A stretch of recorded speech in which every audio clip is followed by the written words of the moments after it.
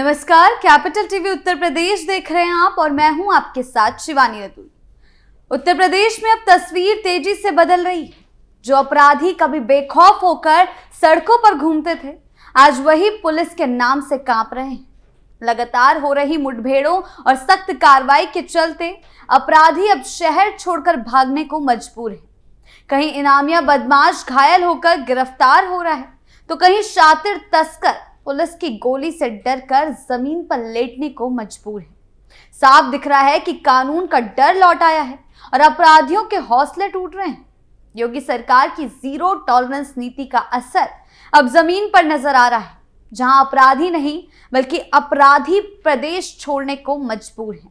किसी भी पद या किसी का भी संरक्षण अब उसे बचा नहीं सकता और उसके खिलाफ सख्ती से कार्रवाई की जाएगी अगर वो अपराध से जुड़ा हुआ है। और इसी के चलते सरकार लगातार एनकाउंटर की कार्रवाई भी कर रही है या ऑपरेशन लंगड़ा जैसी स्कीम चला रही है अपराधियों के खिलाफ।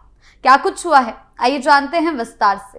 उत्तर प्रदेश में अपराधियों पर कहर, योगी सरकार की जीरो टॉलरेंस नीति, अब अपराध नहीं अपराधी प्रदेश छोड़ने को मजबूर, पुलिस मुठभेड़ों से अपराधियों में खौफ। उत्तर प्रदेश में पिछले कुछ सालों से अपराध के खिलाफ पुलिस की सख्त कार्रवाई लगातार देखने को मिल रही है। खासतौर पर मुख्यमंत्री योगी आदित्यनाथ की सरकार बनने के बाद प्रदेश में जीरो टॉलरेंस की नीति को जमीन पर उतारा गया है।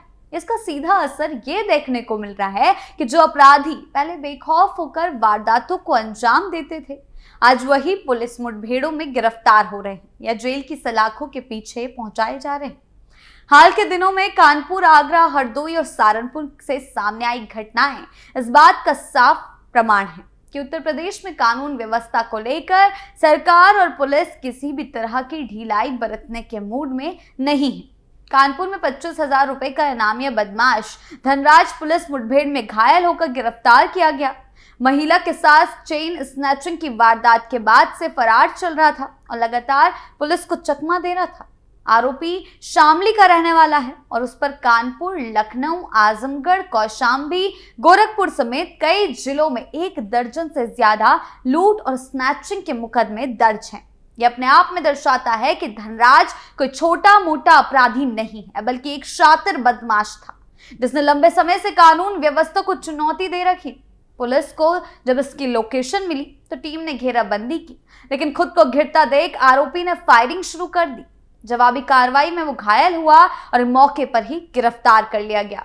पुलिस ने उसके पास से लूट में इस्तेमाल की गई मोटरसाइकिल भी बरामद की, जिससे कई पुराने मामलों की परतें खुलने की उम्मीद है। पुलिस की इस कार्रवाई से ये साफ संदेश गया है कि अपराध करके भागने वालों के लिए अब प्रदेश में कोई सुरक्षित जगह नहीं बची है। पुलिस ने धनराज के फरार साथी की तलाश के लिए 2 अलग अलग टीमें भी गठित की। यह दिखाता है कि कार्रवाई सिर्फ एक आरोपी तक सीमित नहीं, बल्कि पूरे गिरोह को खत्म करने की दिशा में काम किया जा रहा है।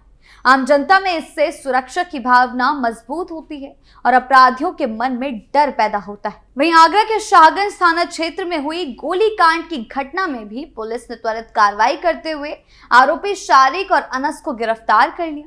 11 जनवरी की रात को इन दोनों ने अपने साथियों के साथ मिलकर एक रिटायर्ड दारोगा के घर पर फायरिंग की। ये घटना न सिर्फ कानून व्यवस्था पर हमला थी, बल्कि पुलिस महकमे के लिए भी सीधी चुनौती थी।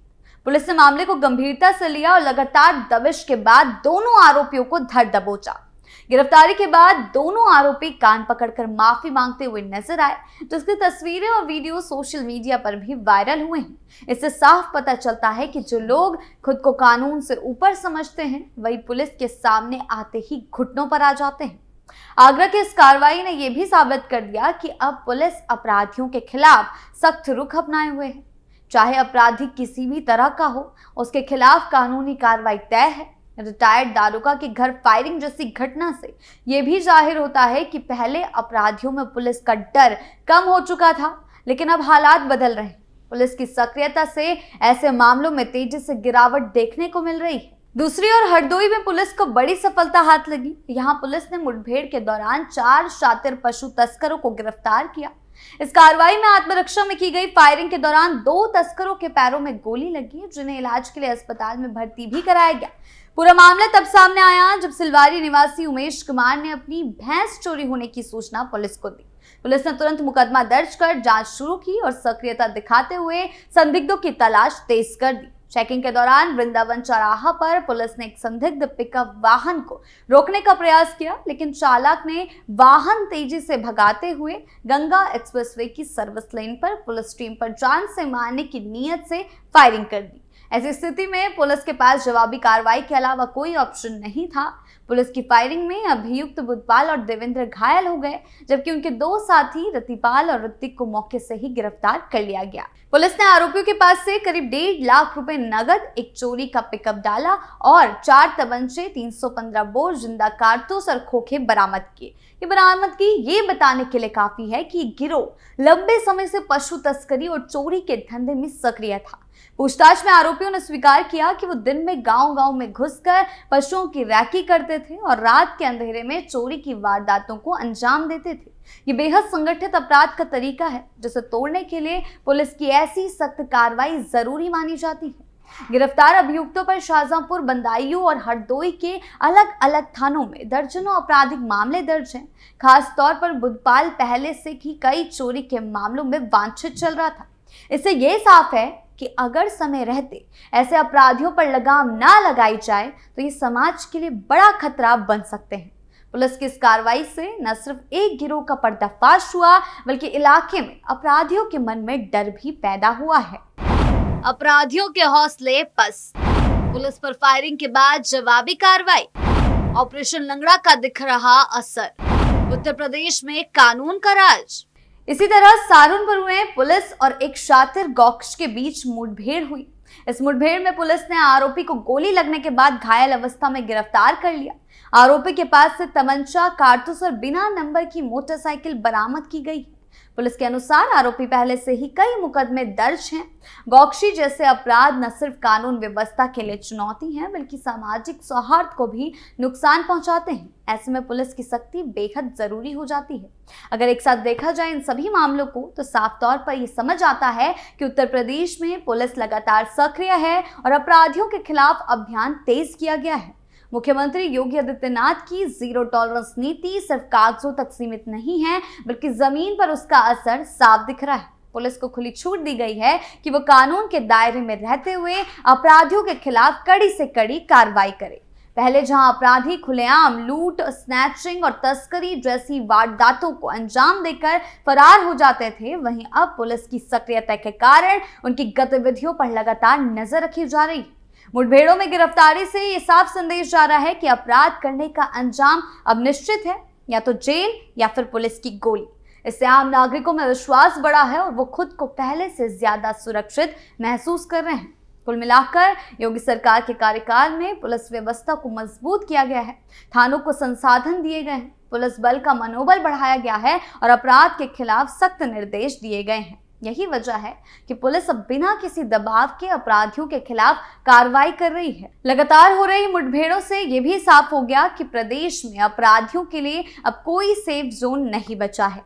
अपराधियों पर योगी की सख्ती से प्रदेश में हड़कंप मचा हुआ है।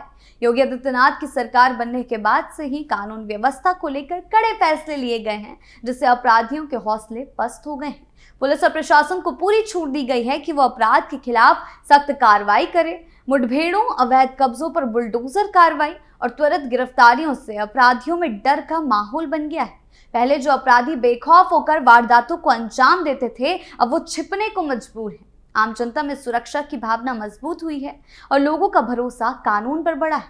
सरकार का साफ संदेश है कि प्रदेश में अपराध और अपराधियों के लिए कोई जगह नहीं है और इसी कारण पूरे प्रदेश में अपराधियों के बीच हड़कंप मचा हुआ है। कुल मिलाकर कहा जाए तो उत्तर प्रदेश में कानून का राज स्थापित करने की दिशा में ठोस कदम उठाए जा रहे हैं।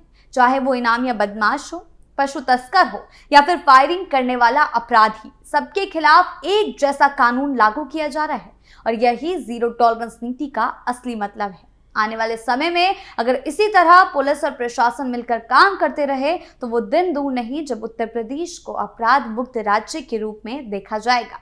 आपकी इस बारे में क्या राय है, हमें कमेंट सेक्शन में जरूर बताएं। धन्यवाद।